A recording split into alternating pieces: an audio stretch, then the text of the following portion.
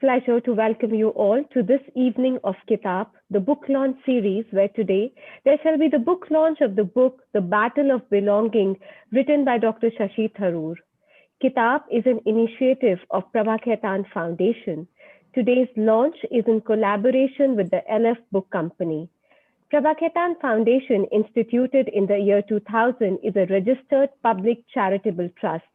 As an NGO, the foundation promotes art, culture, education, wildlife conservation, and literature through various events and activities, and also spreads awareness about gender equality and women empowerment. We feel that placing culture at the heart of development policy constitutes an essential investment in our country's future. We celebrate cultural diversity in language, music, literature, visual arts, dance, drama, oral traditions, and traditional practices. Prabha Foundation is an innovator of various boutique events to promote literature, writings, art, and culture. From Hindi to Bangla, Punjabi, Marathi, Odia, Kannada, Telugu, Tamil, Bhojpuri, Urdu, Farsi, we work in these and many more languages that keep the soul of our regional languages, art, and culture alive.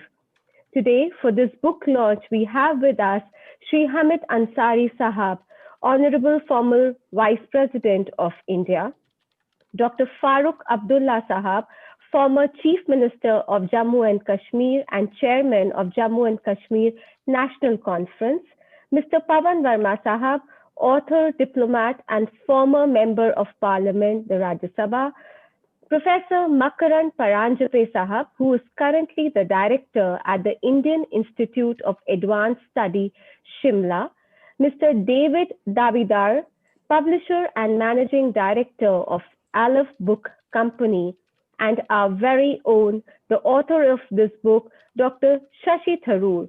He is the best-selling author of over 20 books, both fiction and non-fiction. Besides being a noted critic and columnist, he is the longest-serving member of the Lok Sabha from Thiruvananthapuram. I welcome all of you to this beautiful evening, and I'm sure Mr. Karan Thapar is going to soon join us.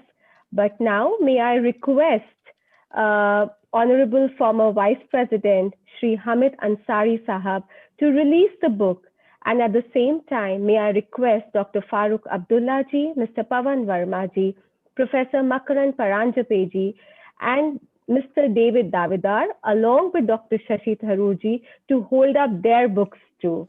I have my book too.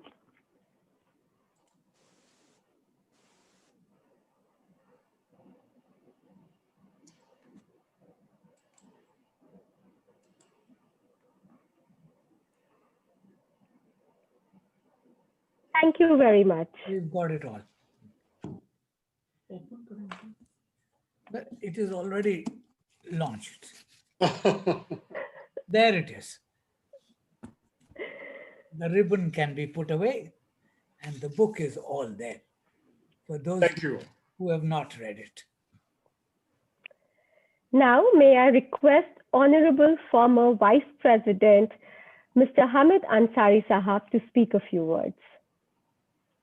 Thank you very much. I can do without titles.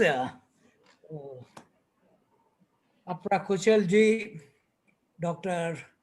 Farooque Sahab, my old colleague, Pavan Verma ji, Professor Paranjape, Karan, as and when he joins us, Mr. David Davidkar, and last but by no means the least, Dr.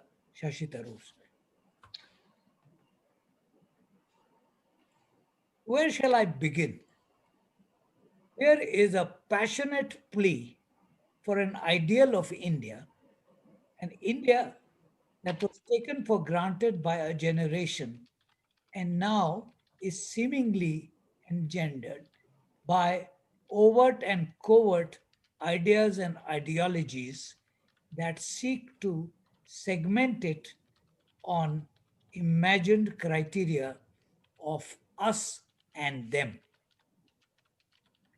In a set of over 3 dozen erudite essays, Dr.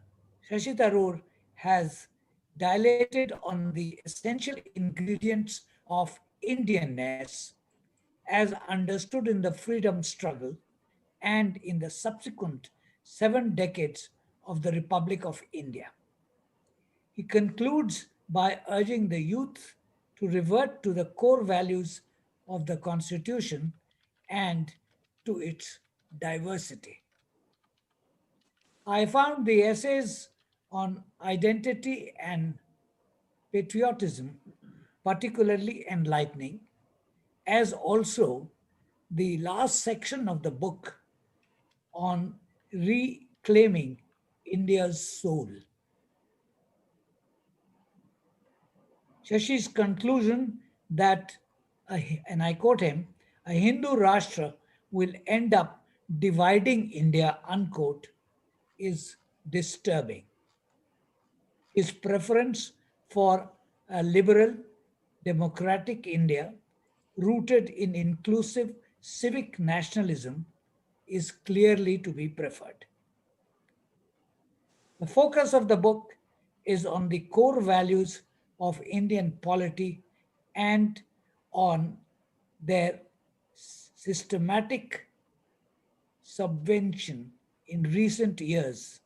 I beg your pardon, systematic subversion in recent years at the hands of a political ideology that has gained ascendancy through the political process.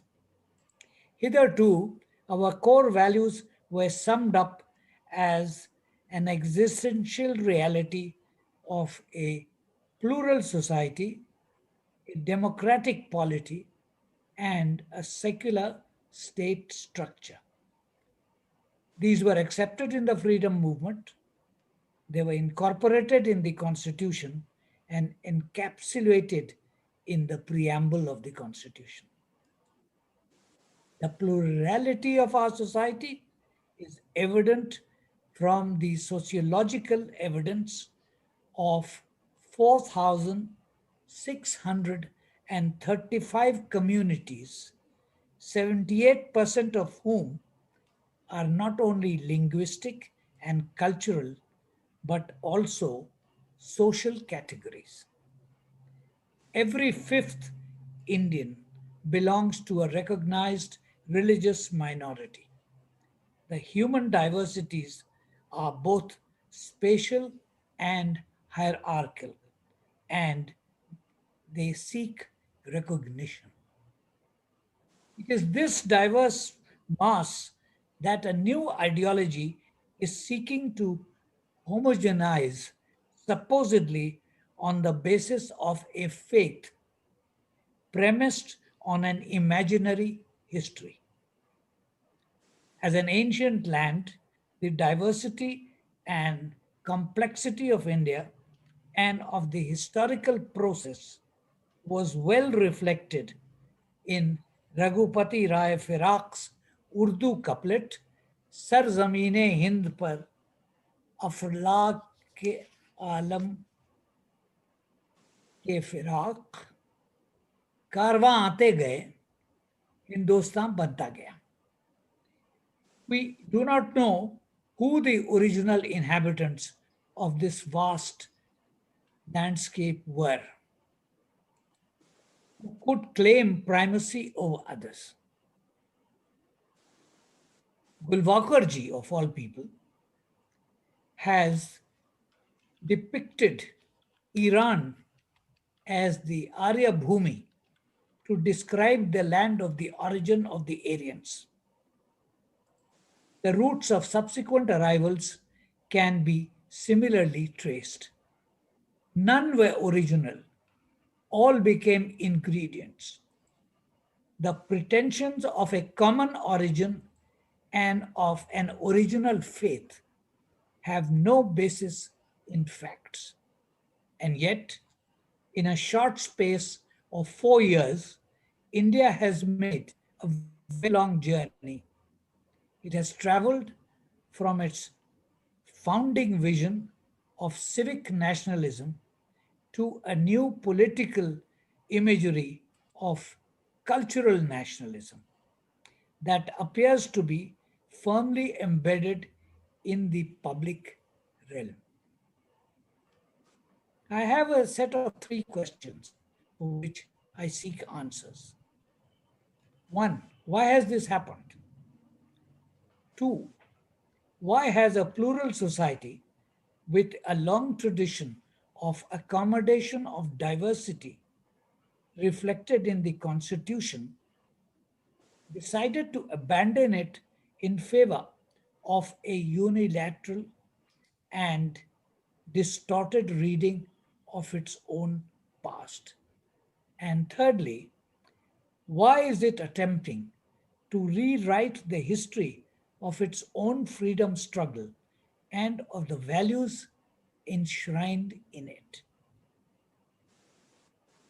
Observers have attributed the changes underway to four phenomena: populism, authoritarianism, nationalism, and majoritarianism that together create an intoxicating mix, together with a slanted reading of the religio philosophical legacy of the Indian civilization that depicts us as a dharmic people.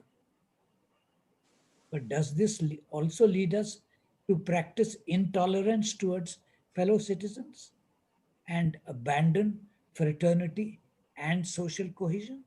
That is the question. COVID 19, as we all know, as a pandemic is bad enough. But before it, our society became a victim of two other pandemics: religiosity and strident nationalism. Religiosity is defined as extreme religious ardor, denoting exaggerated embodiment, involvement, or zeal for certain aspects of religious activity enforced through social, even governmental pressure. We know from our reading of history that the founders of faith and religious systems themselves did not exhibit religiosity, nor did they place any right or duty above the basic moral precepts. Dilution or corruption of their teachings came much later and is the handiwork of their followers. Much has similarly been written about the perils of strident nationalism. It is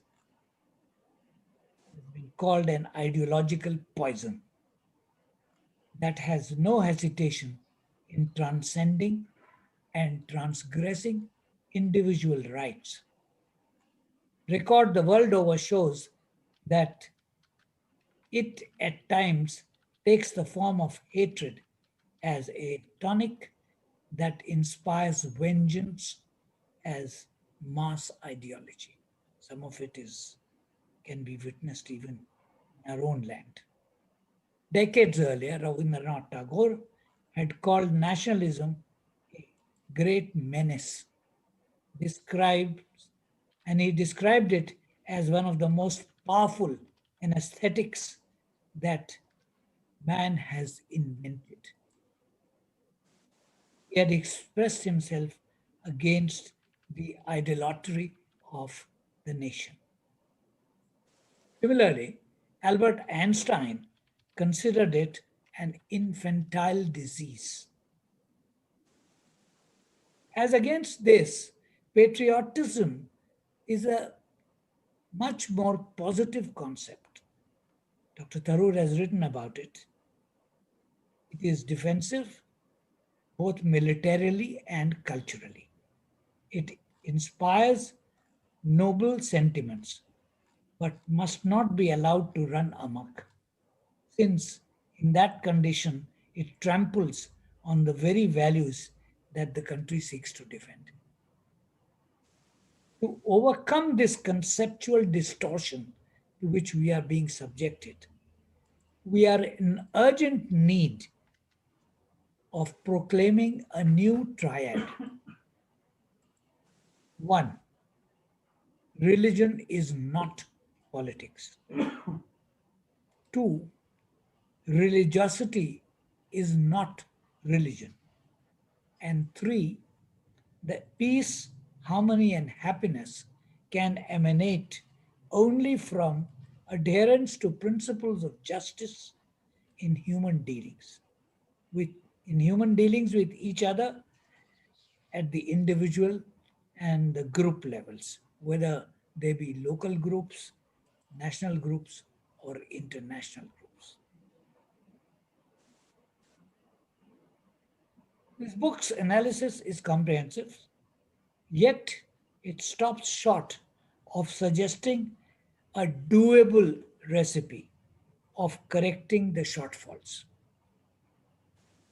We are instead confronted with the vision of quote unquote republic of fear, where civic nationalism will be replaced by ethno nationalism, and where the new instrumentalities of surveillance and control that have surfaced in the post COVID 19 period will be misused as are being misused. Evidence of this is all too apparent. Dr. Tharoor rightly says, and I quote him, if India is to reclaim its soul, the urgent national challenge is to restore, empower, and renew the very institutions of civic nationalism that the BJP has commandeered and weakened. End of the quote. The corrective, however, lies in the political process. The very instrumentality that is in dire need of rejuvenation. Is this being done in word and deed? That is the answer that I and other readers of the book will seek. Jai Hind.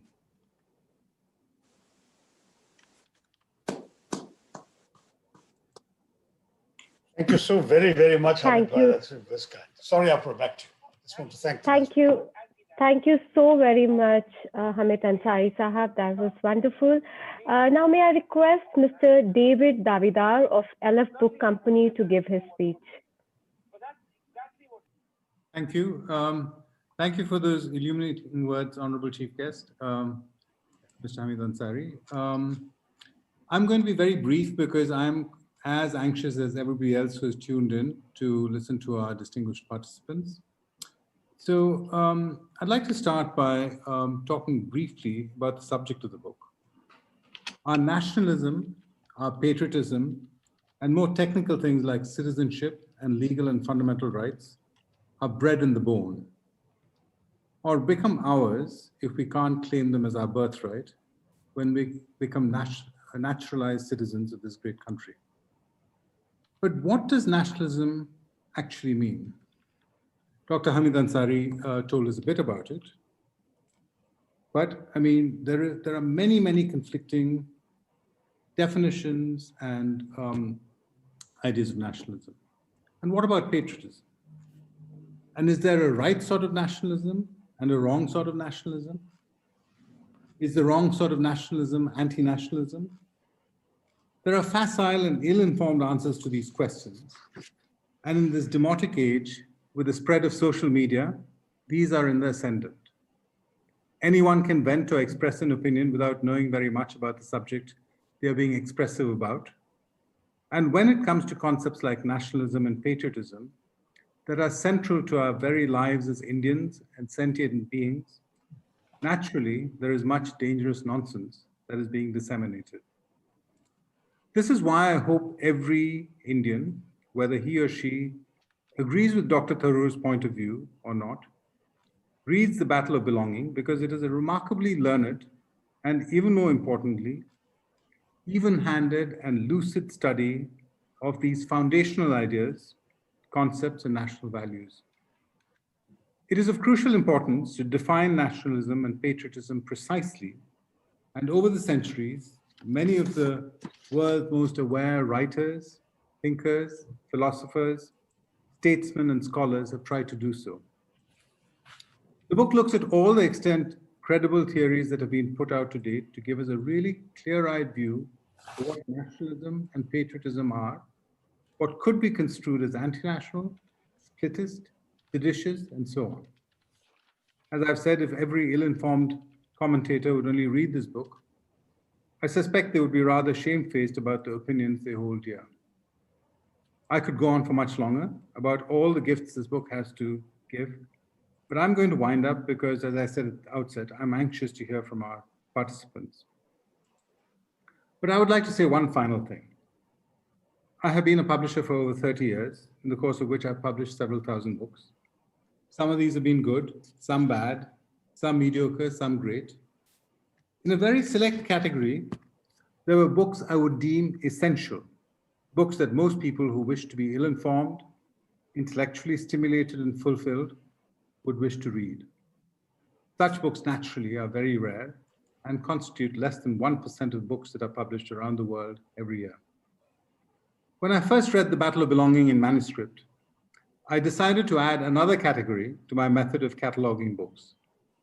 This category, which would encompass only the rarest of the rare, would be called indispensable, books that you could not do without. I hope people will be reading and discussing The Battle of Belonging 50 years from now. That's what indispensable books are all about. Thank you. Thank you very much, Mr. David. That was so rightly said. May I request Dr. Farooque Abdullah Sahab to say a few words? I would rather love to hear Shashi first. Why don't I just introduce the book perhaps, and then we can have a conversation, the rest of us. Sure. Thank you, Farooque. So I gather Karan Thapar is still having difficulties logging in. And so I was told that before we start the discussion, I should say a few words about the book, and I thought it might be useful as an introduction. I do want to thank very much my respected senior friend, former Vice President, Hamid Ansari Sahab, for his very gracious and generous words, and David for his extraordinarily kind remarks, particularly his closing point. And of course, our very, very distinguished panel. I'm honored to count each of them as a friend in different contexts of my life. Dr. Farooque Abdullah Sahab, Pawan Verma, Professor Makar and Paranjape, David himself, Apra Kuchal are all people who have come into my life in wonderful ways. And I'm so grateful you decided to join us in discussing this book. Two things at the outset. First, the book is in many ways the culmination of a lifetime's thought, reading, and argument on issues of nationalism and patriotism that, as I explain in the text, are not just theoretical or academic for me, but intensely personal too. You've got to read the prologue to find out why. Second, when I decided to write it, I actually had a shorter volume in mind, but I felt it would be unwise to write about nationalism without delving deeply into the rather vast scholarly literature that exists on the subject, even though I'm writing for lay people and not for scholars. So I took advantage of the pandemic and the associated lockdowns, not just to read and in many cases reread classic works on nationalism, but for the first time in my writing career of now 22 books, I actually sent my first draft to 4 scholars I know and respect to seek their learned comments and benefited greatly from their responses. My thanks to them, Pratap Bhanumehta, Shruti Kapila, Pradeep Shibbar, and Manu Pillai, who've all contributed their insights into my early hacking away at this subject. So I hope the book, as a result, has a solidity that might ensure it endures as David wants it to. Now, the book was prompted by the rise of a fundamental challenge to the very essence of Indian nationalism. The idea of India, as Hamid Ansari said, was built up in the course of a 7-decade struggle for independence from Britain, and another 7 decades of post-colonial governance that consolidated the nature and character of independent India. Now, the BJP and the present government for the last 6 years has spent its years in government contesting the established idea of India by arguing that there can be an alternative idea of India, promoting an assortment of political, social, and cultural elements that would convert a pluralist, multi-religious democracy into a Hindu Rashtra, and in some ways delegitimizing dissent through labeling disagreement with its actions and statements as anti-national. I think all of us today have at one point or the other been accused of that. The frequent use of that term has raised the corollary question: if my disagreement is anti-national, then what is pro-national, what is nationalism? Now, the Battle of Belonging seeks to offer one observer's notes towards an understanding of nationalism in the world, and then specifically in India today. So I take the theory, practice, evolution of the various forms of nationalism in the world, religious, linguistic, cultural, other nationalisms based on various immutable factors, India's own anti-colonial nationalism that converted itself into a civic nationalism anchored in a democratic constitution, and then the conflict over contemporary attempts to convert that into a religio-cultural nationalism. That's the battle of belonging to India and having India belong to you. That is the principal themes. Those are the principal themes of this book. And as I write in the book, patriotism and nationalism are different. A patriot is prepared to die for his country, but a nationalist is ready to kill for his state. And that is an important distinction, because to my mind, patriotism is about loving your country simply because it is yours, because you belong to it and it belongs to you, the way you would love your mother without claiming she is perfect. Whereas the Hindutva movement promotes identity as the basis for Indian nationhood. It's an identity anchored around a religious community and animated by the memorable slogan, Hindi, Hindu, Hindustan. I argue in the book that we must continue to fight against this idea of ethno-religious nationalism and assert that love and inclusivity remain at the heart of what it means to be a true patriot. Whereas the nationalism being promoted in India today is a totalizing vision that excludes those who don't subscribe to it, that demands allegiance and brooks no dissent. Yes, as others have said, I believe in civic nationalism, and nationalism anchored not in identity, not in these immutable markers that you're born into, like your religion, your language, your ethnicity, and so on, but anchored in constitutions and institutions where all citizens are treated equally, irrespective of identity, and their differences are accepted and respected. So that's the nationalism I argue for in the book. Civic nationalism, of course, derives from the consent of citizens to participate in a free and democratic society. It's based around the core tenets of representative democracy, freedom of expression, constitutionalism, liberal democratic institutions, and emerges from a crucial voluntary participation in civic society. That's the sort of nationalism guaranteed by our constitution. And you know, the representative democracy and the liberal institutions of our state and our nation have been outlined in the constitution. So I argue in my book that it's crucial that this brand of civic nationalism, which best safeguards individual rights, has to be promoted and protected above all others. Now, patriotic nationalism is what inspired the long struggle for independence, with a manner of thinking rooted in India's time-honored civilizational traditions. I know it's often flung at me the line by some of my critics that India didn't start in 1947, we go back thousands of years, and they're right. But these time-honored civilizational traditions, as I read them, are of inclusivity, of social justice, of religious acceptance, of pluralism, and the desire to forge a society that allowed individuals to flourish without barriers thrown up from birth. And this has been distorted, as Mr. Ansari very memorably said, a unilateral and distorted version of its own past, he says. And that's what we're seeing thrown at us today. And it's as a result, exclusionary, aggressive, and sectarian versions of nationalism that the Hindutva movement is promoting. Now, I would argue that the battle is not over. Hamid Bhai suggested that I've not found any solutions. Very true. But the fact is that many Indians are engaged in this battle to reclaim the inclusive view of nationalism and patriotism I describe in the book, which stands in total opposition to a political mindset that seeks to exclude people based on any immutable aspect of their identity. The ethno-religious nationalism of Hindutva would end up denying India to many Indians. And that's a situation that no patriot could ever accept. So to summarize, my objective was to situate the passions currently swirling in Indian politics in the wider context of the basic concepts of nationalism and patriotism, then apply those to the Indian experience and the contemporary Indian reality. I'm not trying to write a textbook of political science. I'm not presuming, as Hamid Bhai said, I'm not presuming to offer the definitive answers to the issues this book attempts to raise. But the Battle of Belonging seeks to offer one person's notes towards an understanding of nationalism in the world, and specifically in India today, our own nationalism as anchored in our constitution, and the conflict over contemporary attempts to convert it into something else today. If it provokes further debate and reflection on these very, very important questions, then the Battle of Belonging will have served its purpose. Thank you all once again for listening, and Jai Hind. Thank you so very much, Dr. Tharoor, for sharing and for really explaining us the true meaning of certain terms. I'm sure the audience here are waiting to get their copies. All of you can order your copy from Amazon and start reading this wonderful book. Shashi, I've got your book in my hand and hopefully the audience can see it.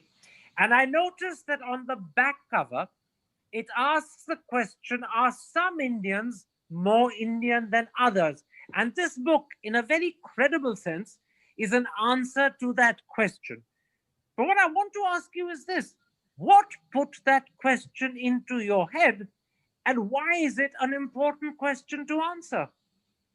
Karan, I've partly answered that in the remarks I've just concluded before you joined, which is essentially that I was troubled by recent developments in our politics that appear to be reducing our inclusive nationalism into something, shall we say, more exclusionary and anchored in a notion of identity that the Hindutva movement is promoting. So I felt it was necessary to step back from these political conflicts and look at the larger issues of nationalism and see whether indeed and capacious, all-inclusive Indian nationalism exists, whether it's under threat and whether something else can be a viable alternative to it.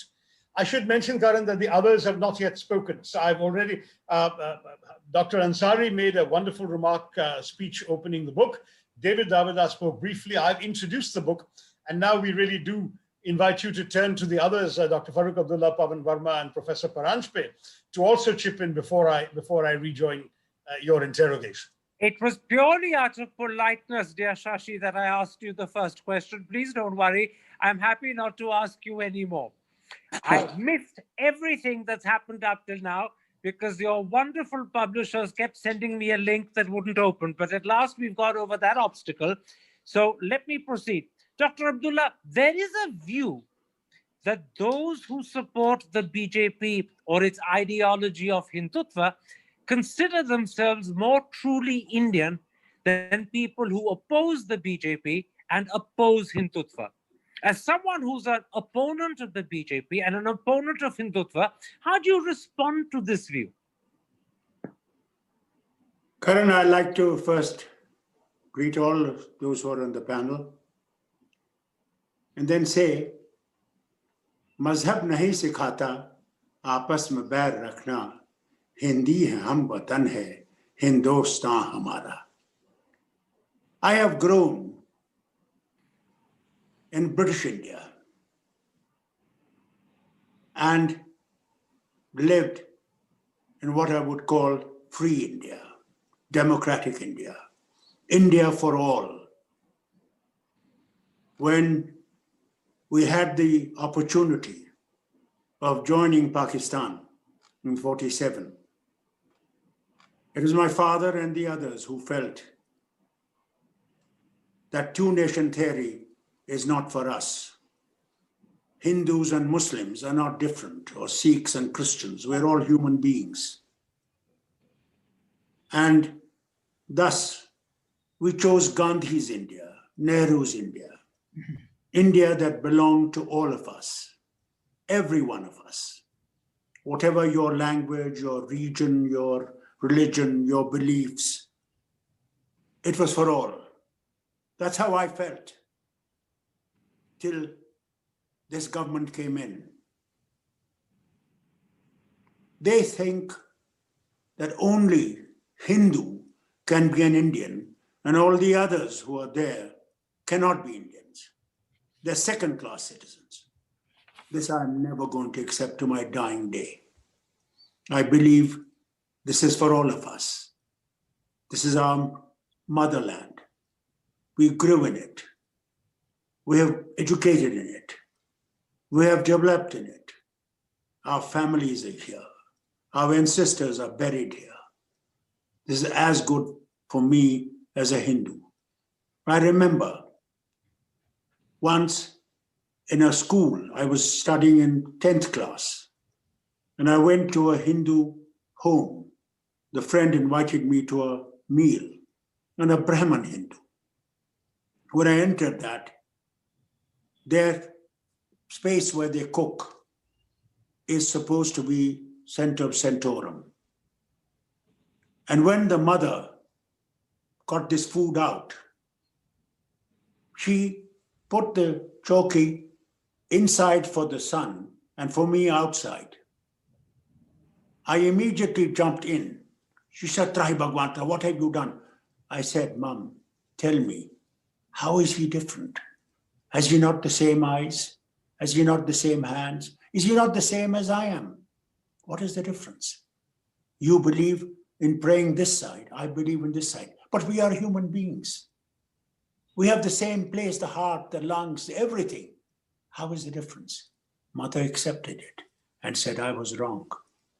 Today, we are being divided on religion, on caste, on creed, on language.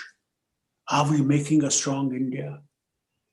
Shashi has done a great job writing this book. Yes, but how many of us will read this book?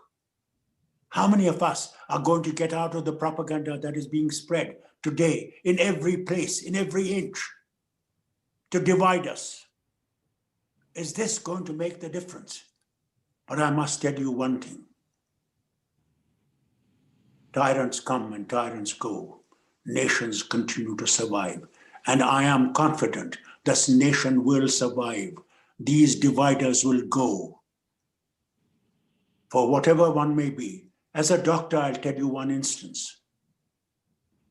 When you go into the hospital and you need blood transfusion, does the man ask that is this blood that you're pouring into me of a Brahmin Hindu, of a Dalit Hindu, of a Muslim or a Sikh or a Buddhist or a Christian? Does he ask this? No. He gets better and he says, I want another bottle, please. What are we doing?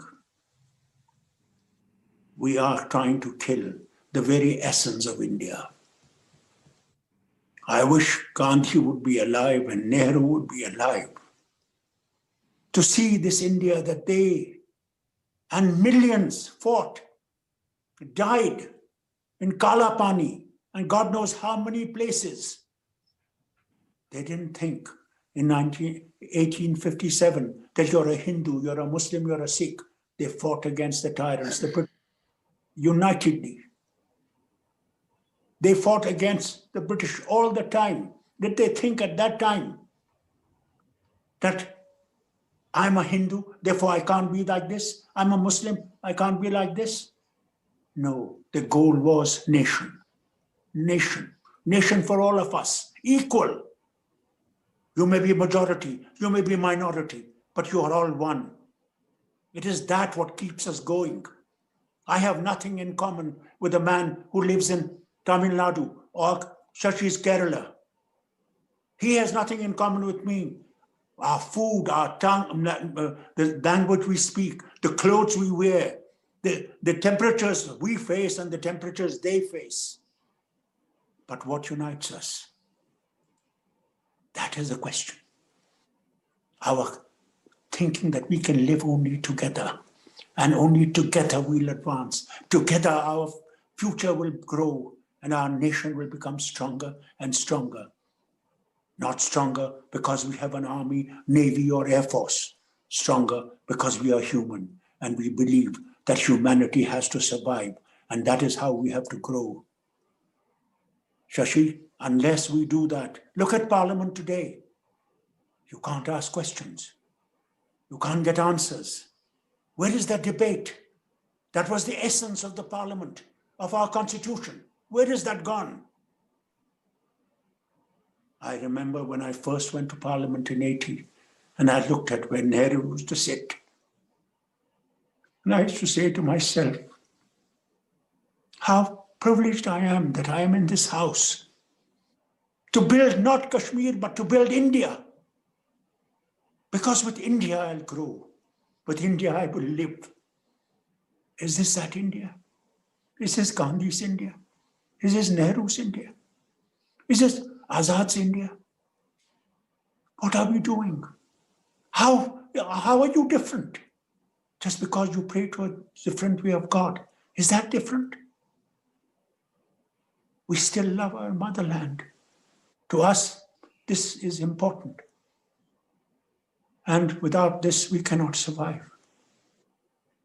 And that is what we have to build.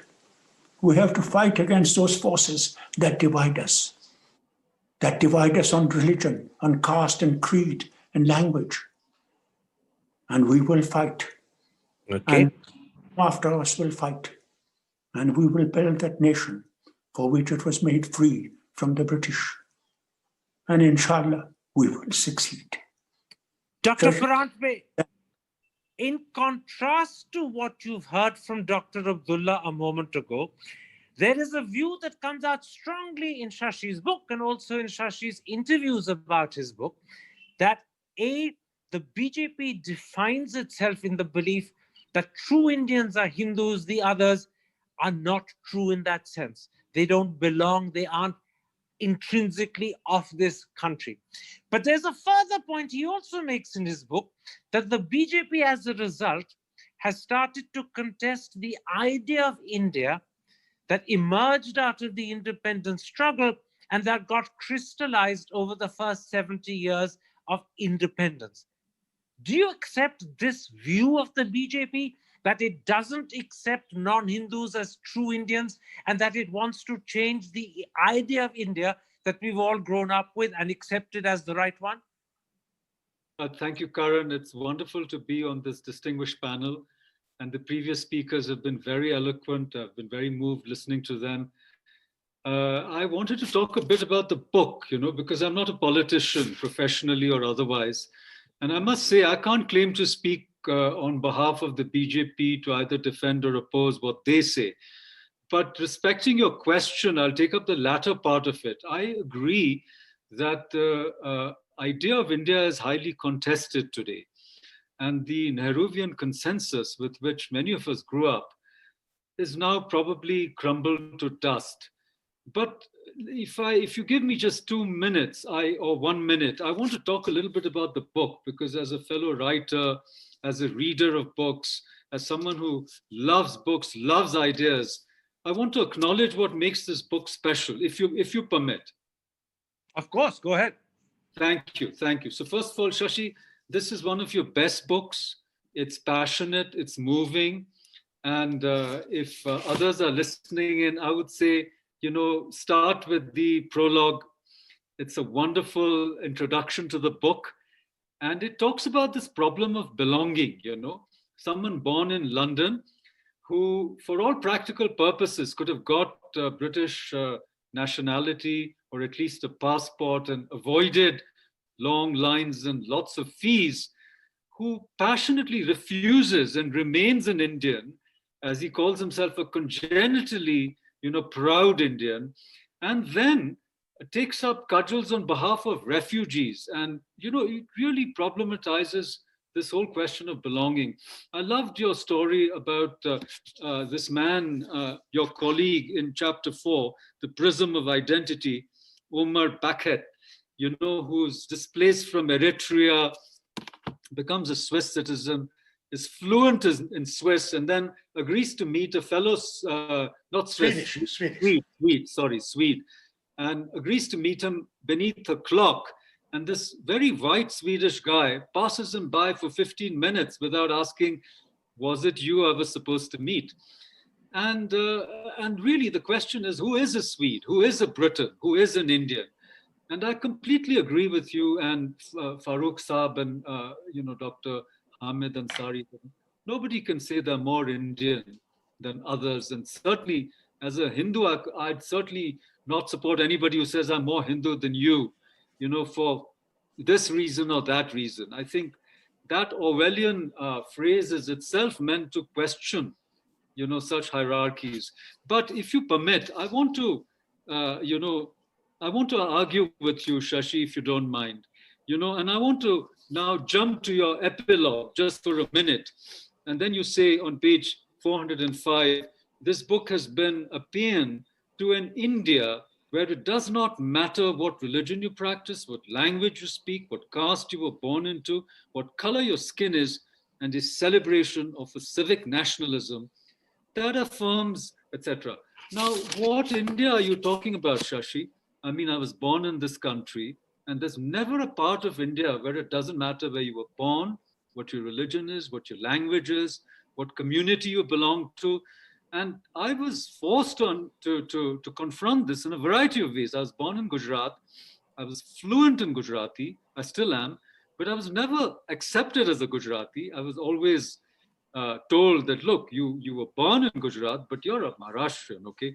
And I've never lived in Maharashtra, okay?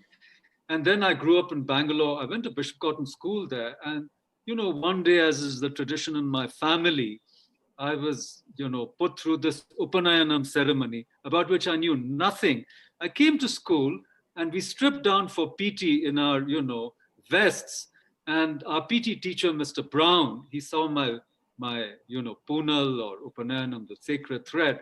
And I was berated. They said, who are you? Why you got this thread? And I said, I'm going to run and jump and do whatever you want me to. And I was racked so much that my dad said, listen, don't bother, take it off, because it's really inside you, whatever, blah, blah. Then I came to St. Stephen's, and I'm sorry to say, Shashi, I stood for president too, but I lost by 26 votes, unlike you. I don't have your charm, and I don't have your diplomacy, among other things. But, you were a legend for us. You and Chandan Mitra, etc., won that election. But listen, what I'm trying to say is, believe it or not, there were groups of people who were supporting me because supposedly I was a Brahmin and the other guy was a Rajput. It was a madhouse. And this was supposed to be a very cosmopolitan college where it didn't matter where you were from. Pavan is also Stephanian. He can give you his experiences. And of course, after that, I spent several years abroad. I was in the US like you. And in no part of the world does your skin color not matter, your religion not matter, where you're from not matter. So this is a fantasy, Shashi, I'm afraid. And I'll say one more thing, then I'll come back to your question, Karan, if you permit me, which is, I don't think India is a country which practices civic nationalism. I don't think so, nor is it a country of ethnic nationalism. As you know better than me, the origins of civic nationalism go back to the French declaration, of the rights of man, and the US, Declaration of Independence. I think our model is different, and we are not an ethnic nationalist state either. I think ours is a civilizational nationalism, and always plural.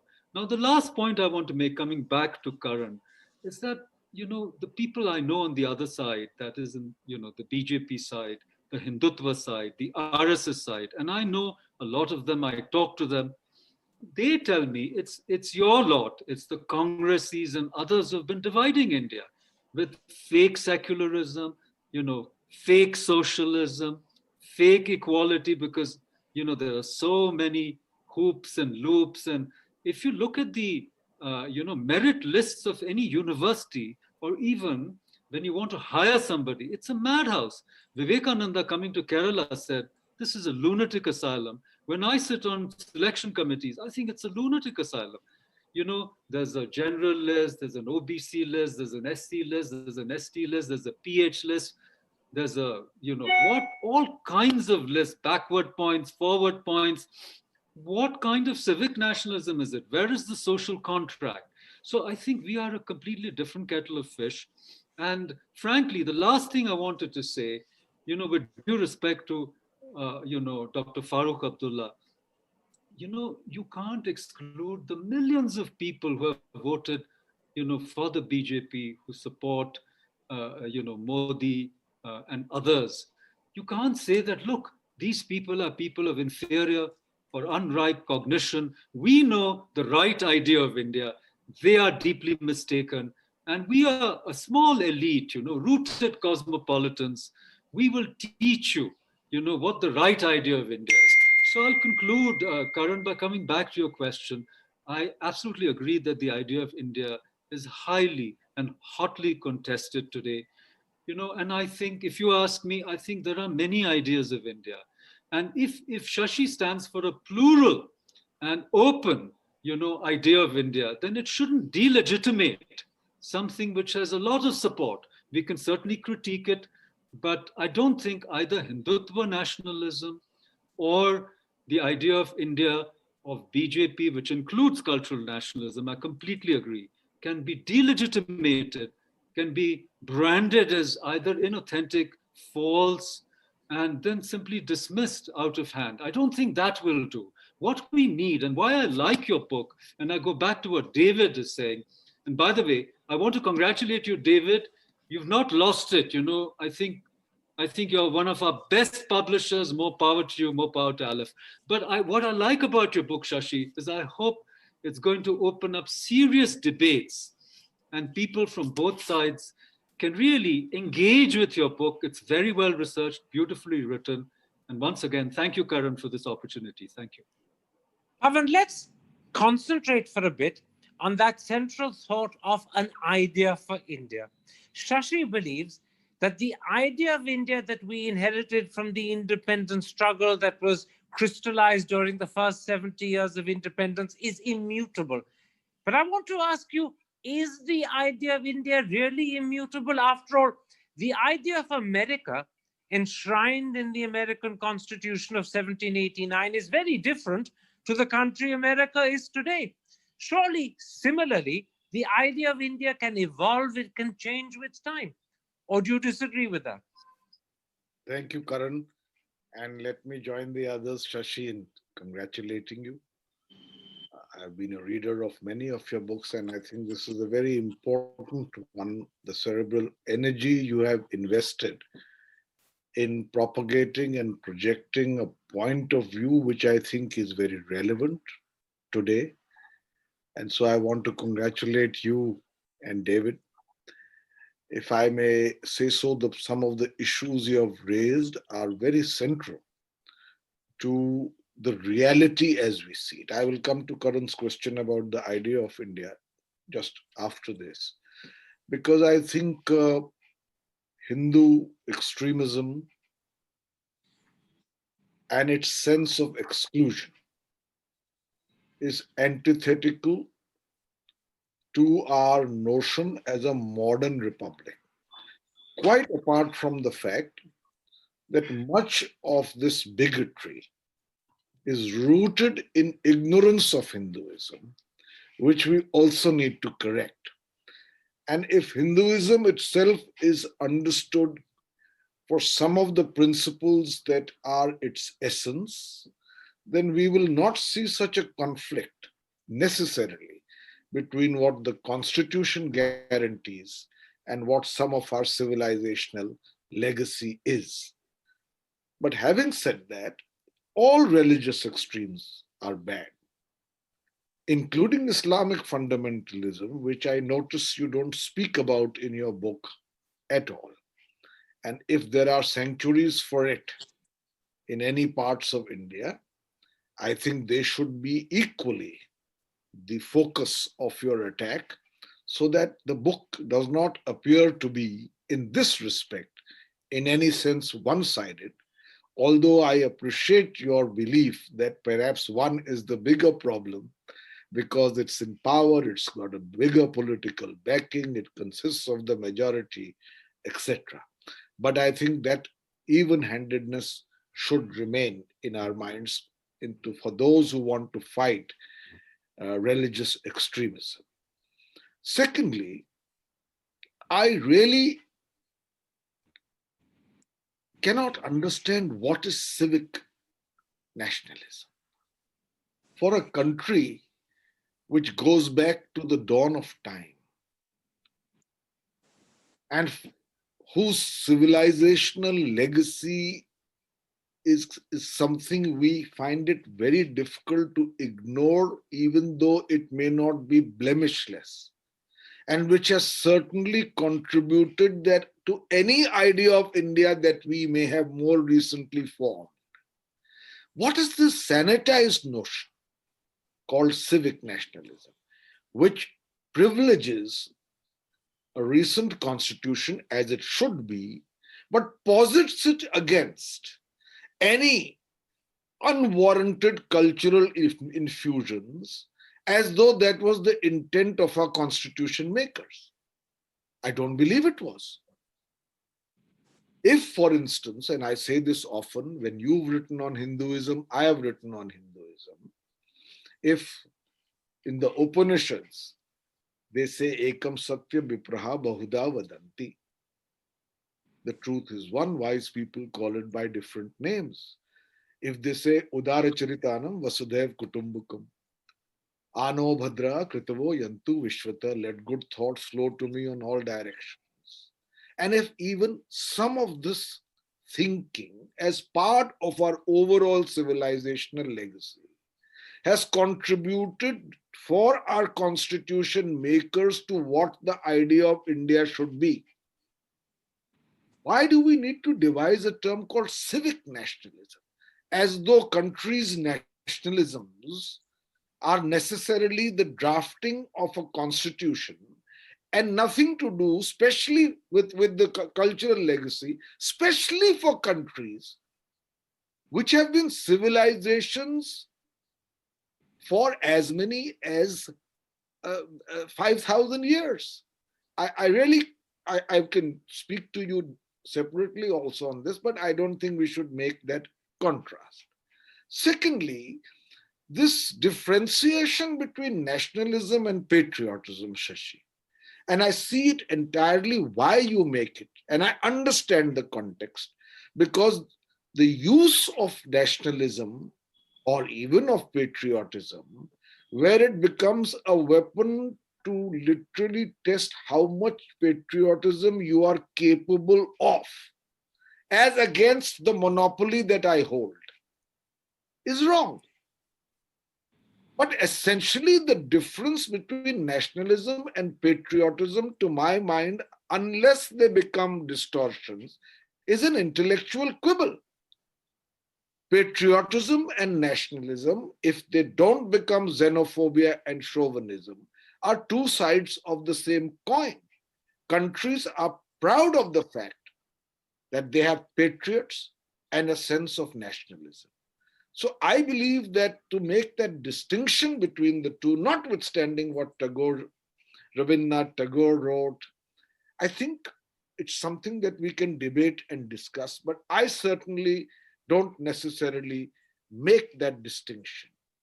Thirdly, I think that there has been a reason why the idea of India is being contested today, not entirely rightly, but certainly not without relevance. I will give you two quick examples.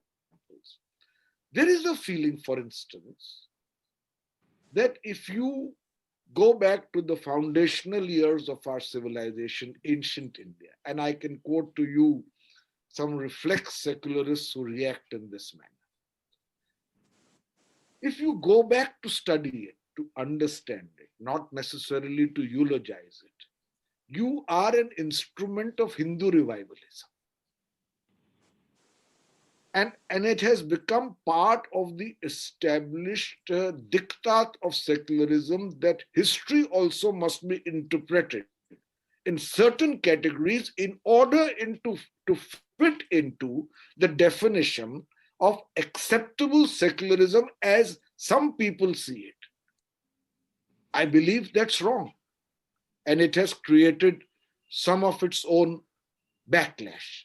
Similarly, one of the contributing causes, perhaps, which I don't justify, for extremism in Hindus reacting, which I condemn, has been the selective implementation of the practice of secularism, not the concept, which I entirely agree with, call it by any name, respect for all faiths.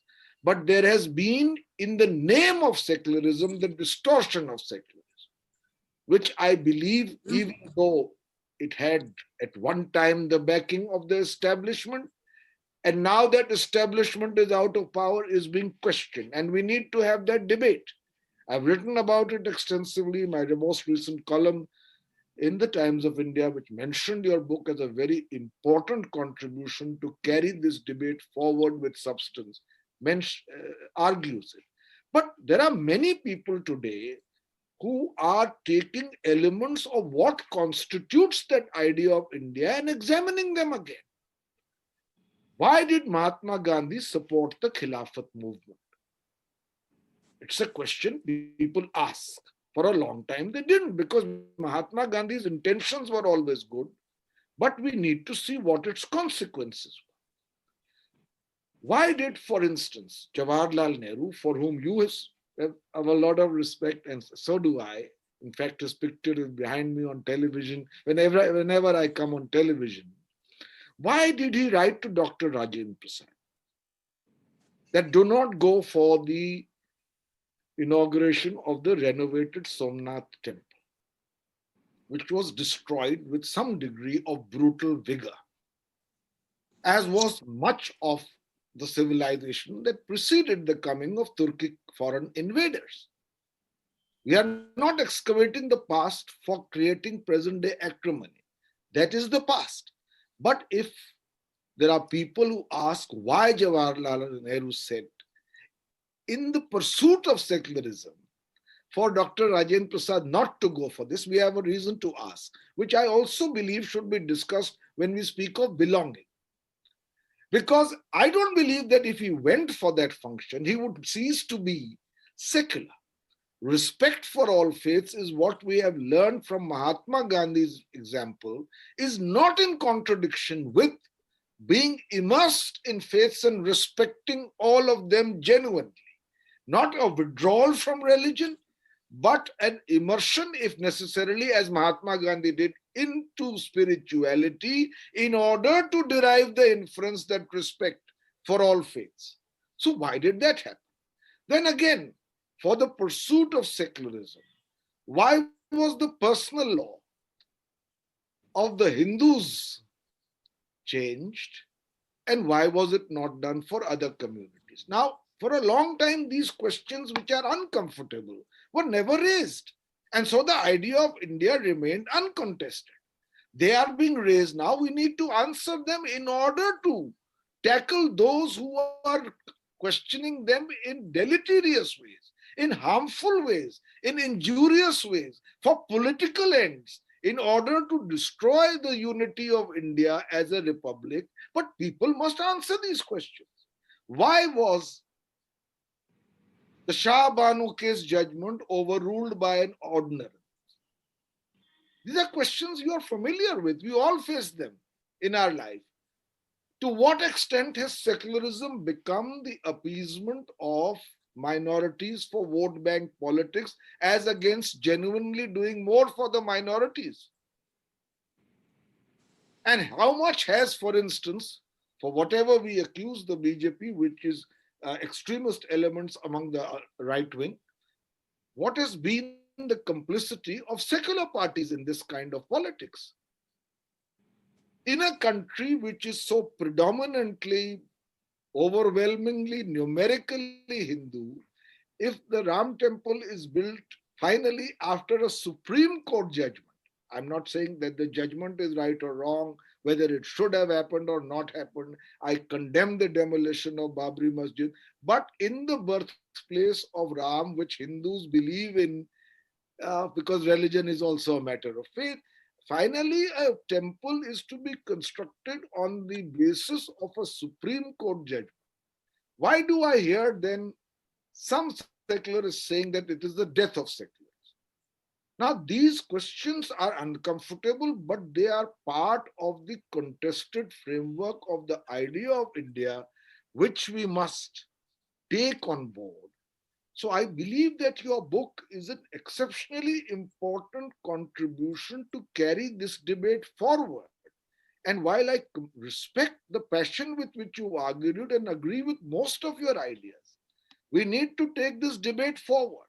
The best way to confront extremism is to be able to deal with it in a manner which is not derisory, which does not dismiss it, but which takes it head on and is able to argue with it not on selectivity of facts, but with reason and introspection. I want very much to pursue the thought that Pavan raised about secularism versus patriotism, because it's a very important thread that runs through Shashi's book like a leitmotif, literally from beginning to end. But before I do that, I want to pick up on something that Professor Paranjape said and ask Shashi for a very brief answer. And in fact, at this point, I'll ask everyone to please make their answers brief, because otherwise we're not even going to be able to manage a second round. We'll be hitting 8:30 very soon. Shashi, Professor Paranjape said that there are multiple ideas of India. They contend as they should in any democracy because they reflect different people's different visions of what they believe their country should be. How then can you say there is only one correct idea of India and it's immutable? Surely democracies require recognition of the fact that different people will perceive their countries in different ways and they must contend with each other, as opposed to laying down there's only one idea that is correct and it's immutable. No, I think the answer is very simple, Karan, that I'm saying that this is the idea enshrined in the Constitution. We do know that many of the intellectual forebears of the present ruling party disagreed with the Constitution at the time it was adopted, and they went on at some length, in fact, that the Constitution was fundamentally flawed because of its precisely being anchored in civic nationalism rather than in the Hindu Rashtra that they believed was the proper understanding of India. Okay, so what's happened is that a particular idea is in the Constitution. Those who are entrusted and who've been sworn to office on the basis of that Constitution are now in the process of upending its very assumptions. And that's precisely my concern. If I could take the opportunity very briefly to react, because, Professor Paranjape also made the larger point that the whole idea of civic nationalism is anchored in Western ideas. And that is indeed a well-known critique going back to Savarkar, Golwalkar, and Deendayal Upadhyay. I just want to say that essentially, just as the US Declaration of Independence and the French Declaration of the Rights of Man, which Makar cited, inaugurated civic nationalism in those countries, so too did our Constitution inaugurate civic nationalism in ours.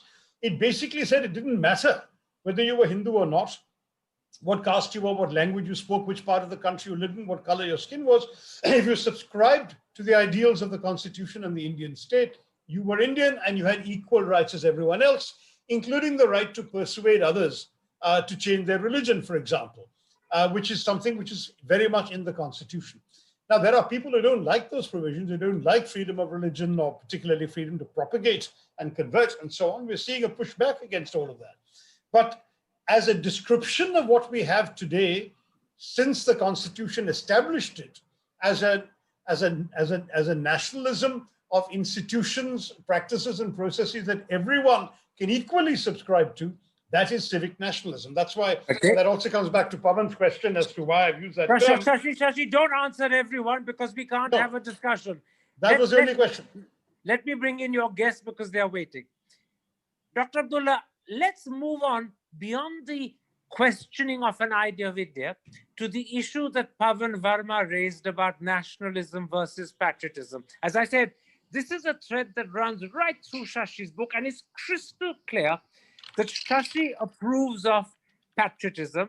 He's very suspicious of, if not outrightly critical of, nationalism. Do you believe, like Shashi does, that patriotism is the preferable emotion, the preferable sentiment? I think both are important. nationalism and patriotism. I think you cannot be patriotic and not be nationalist. And therefore, I agree with Pavan, what he said about it. And I think it is very important that we remember that while we think we are Indians, that gives us a sort of a position in the world. We are not represented by anything else. Whenever we go, like Shashi said himself, of that, and the professor said, of that man standing in the clock, waiting for the guest that had to come. He thought he should be white, but he turned out to be not white, yet he was Swedish. The same way I feel that whereas you think of nationalism separate to patriotism, I think you cannot separate them. You're a nationalist and you're a patriot. You're both. You cannot be one and not be the other. That's how I feel about it. Professor Paranjape, Shashi writes, and I'm going to quote Shashi, to the nationalist, his government is beyond questioning.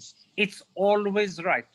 Patriots, he says, harbor no such illusions. Do you agree with that assumption that a nationalist will never criticize his government?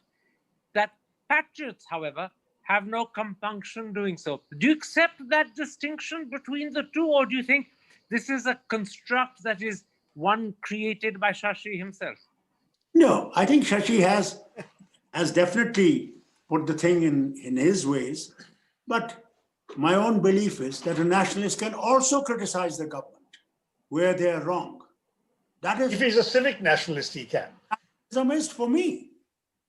I'm a nationalist, but I criticize them where they're wrong. And I'm at the same time patriotic. I am part of this nation. And nobody can deny me that right. And thus, one thing is absolutely right. Shashi has this book, when I read, it confused me. You wouldn't believe. I couldn't sleep that night as I was reading this first time. And I said, God Almighty, what research he has done. But it has, fundamentally divided nationalism as separate and patriotism as separate. And for me, I don't think so. Okay. I can criticize the government, and that is how it will be. Dr. Paranjape, which are you? Are you a nationalist? Are you a patriot? Or does that depend upon the circumstances? Does it depend upon the context? And do you, like Dr. Abdullah, see no real opposition between the two? You don't recognize the distinction Shashi makes? Or do you agree with Shashi? Unmute yourself.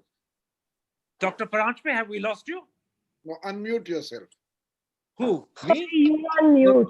Yeah, I needed to unmute myself. I didn't want to disturb the others. No, I should I say, do not endorse the distinction, though I recognize it theoretically. If you want to, put me, in the dock and ask me, I call myself a Swarajist, and I think that what that means is that the people should be empowered and not politicians and the state. That's my position. You can call it a liberal position if you like, or you can call it a position deriving from Indic and indigenous thinking. But I just want to say one thing, Mr. Thapar, to what you said earlier. Shashi, if I may say so, you've considered the Indian Constitution almost like a sacred text which can't be changed. I think Karan used the word immutable. But the Constitution has been amended 103 times, if I'm not mistaken.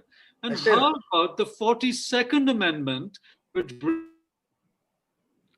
We've lost Dr. Paranjape.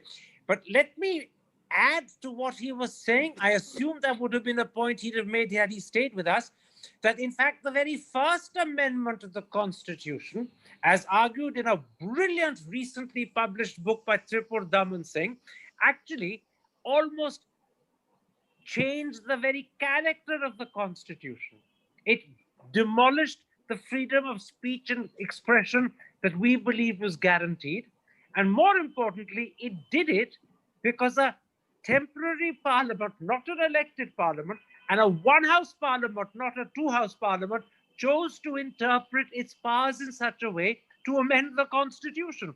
So this attitude to the Constitution, which should be sacred, of being able to abbreviate it as you think fit for your political purposes, has a history that goes right back to Nehru in 1950. We've got Professor Paranjape back. Go ahead, Professor Paranjape.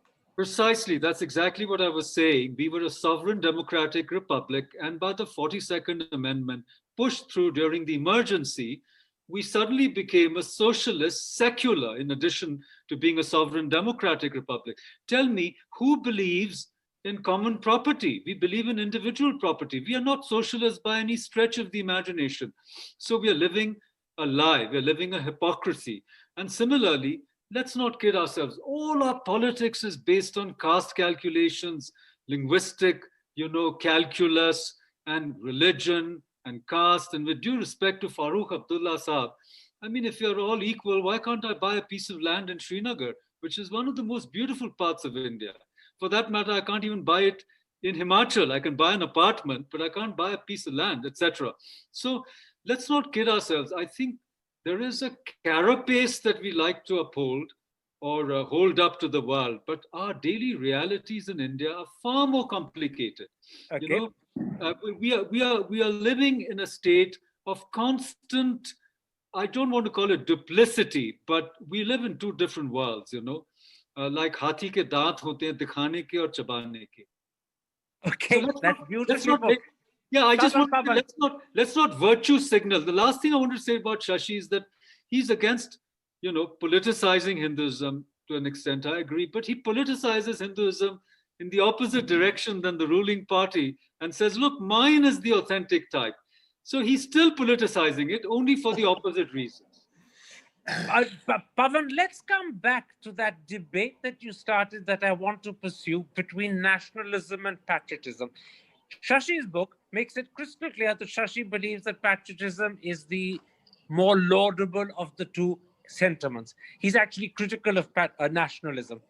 But, over 245 years ago in 1775, long before nationalism had even been thought of, Samuel Johnson said that patriotism is the last refuge of the scoundrel. Isn't patriotism as capable, and doesn't it lend itself as easily to being misused and abused by those who simply want to use it for their own nefarious purposes? And to that extent, you could be as critical of patriotism as Shashi is of nationalism. Well, that's the essential point I made. And I believe what we need to fight is the distortion of both nationalism and patriotism.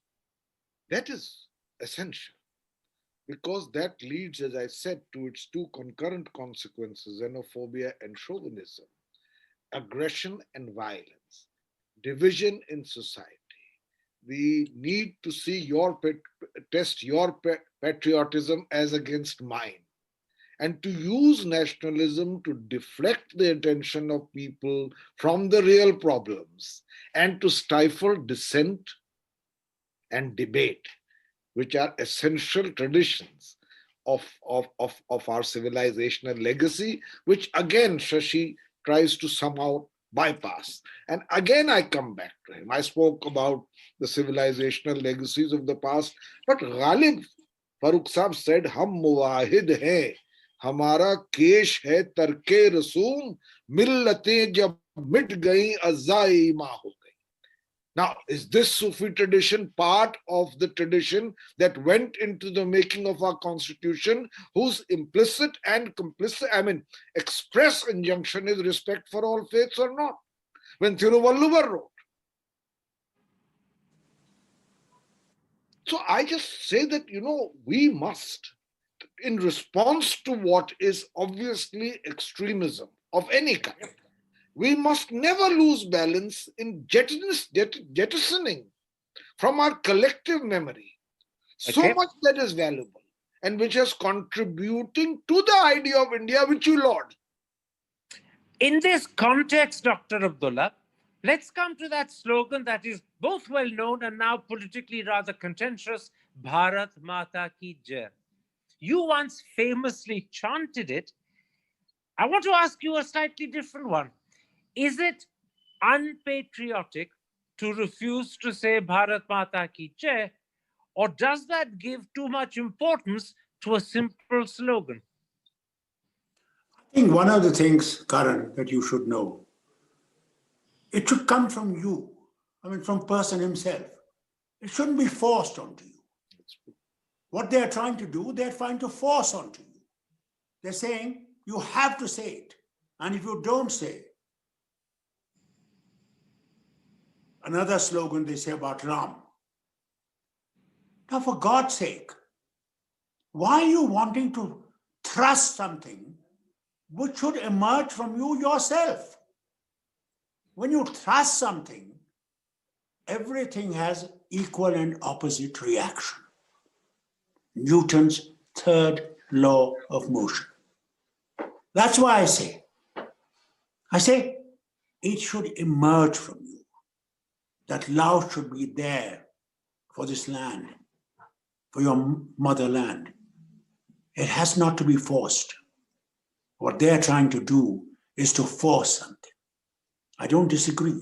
This is a 80% Hindu land.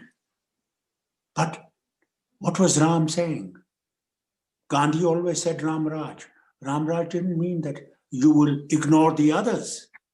Did Ram say anywhere that he's going to ignore others? That they're not equal? So what are we trying to do? And I don't agree that Constitution is like Quran, that it can't change. But change must be for better, not for worse. This is what my feeling is. There should be debate before you change something. There is no debate today. We are not able to even speak. Laws are made, and with one voice, they're passed. For God's sake, have the patience of listening to others. Okay. We can improve on something that you're doing, but there is no debate. Pawan is right. Unless you have a debate in a country, you can never improve this nation. Let me pick up on that thought about a debate, Professor Paranjape, and illustrate the question I want to ask you by referring to something the Prime Minister said roughly a week ago when he was inaugurating the statue of Swami Vivekananda at Jawaharlal Nehru University. He said, and I think I'm quoting him correctly, national interest is more important than ideology. And then he added, we must not give more importance to ideology over national interest. Now, to my mind, that comes perilously close to suggesting that some ideologies are anti-national. Can that really be the case?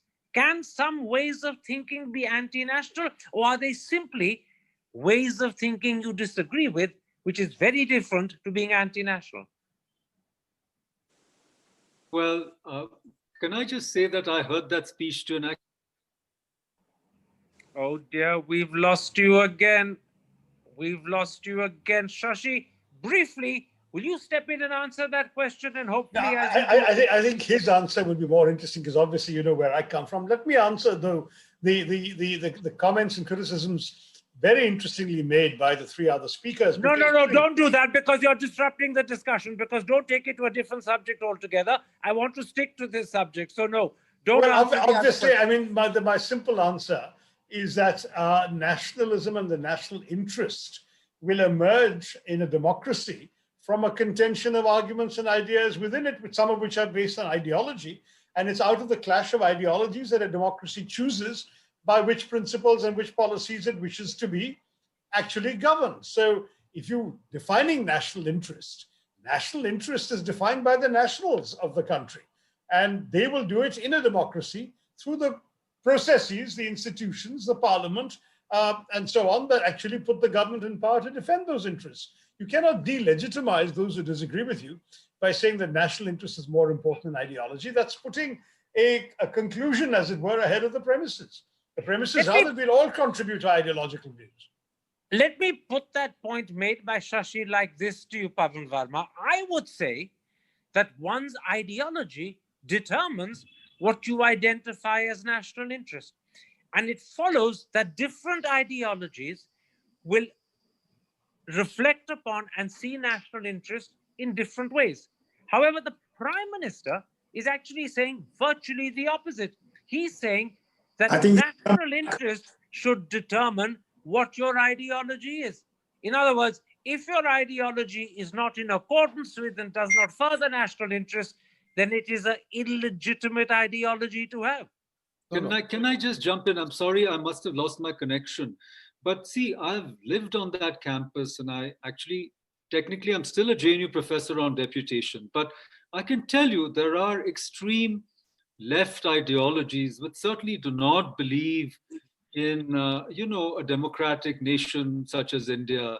They still believe in an armed overthrow and of seizing power, And I think that, if you have an ideology professed and declared in your manifestos, which does not believe in the, should I say, legitimacy of an elected government, and I don't think then that's one kind of ideology which I would certainly call anti-nationalist.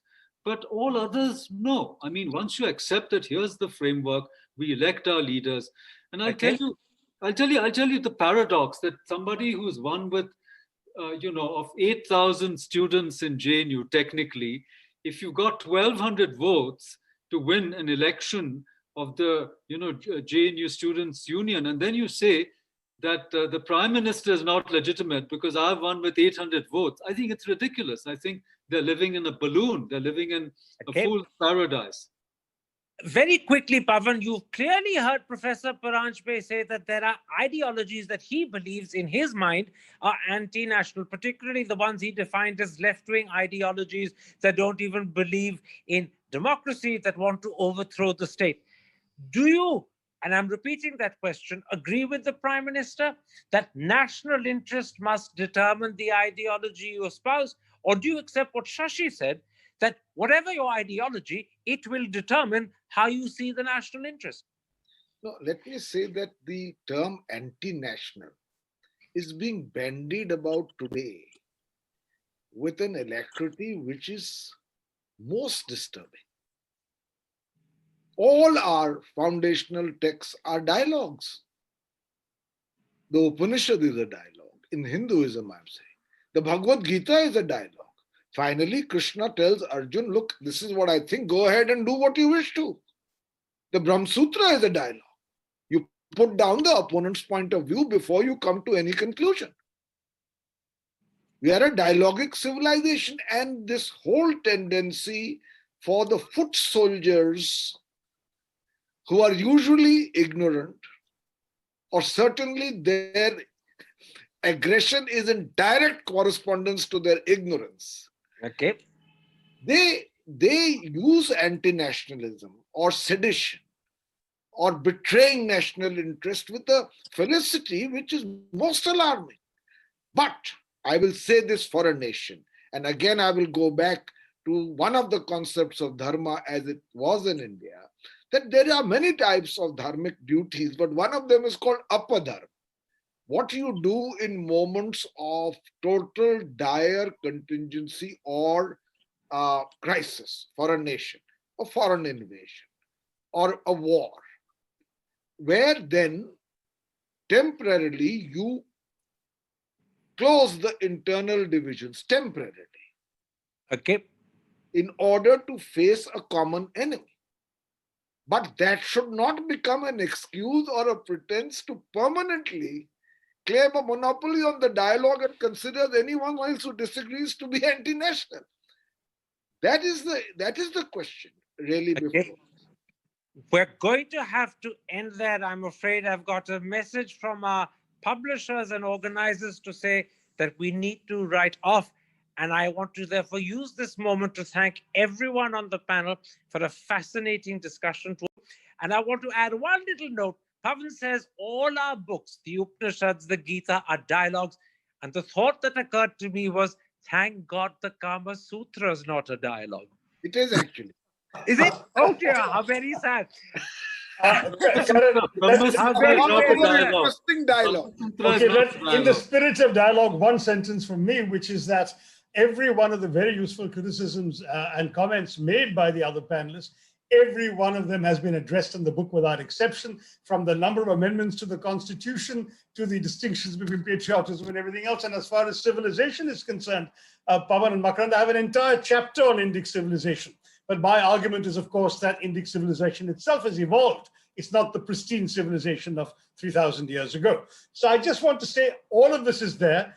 Let's engage. My last remarks, my last word when I introduced the book at the beginning was to say that if this book actually provokes some discussion and stimulates reflection on the ideas contained in it, it will have served its purpose. So I welcome some of the disagreement and debate. I think today's discussion proves that the book has served the purpose of stimulating reflection on you're this. a brilliant politician who always interrupts to give his book a plug, and so you should. It's a book that's literally worth reading. And let me add one more thing. If people want to see Shashi actually answer the issues raised by Dr. Abdullah, Pavan, and Makar and Paranjape, then I recommend you watch an interview he did with me on The Wire. Just go to The Wire. It's over there.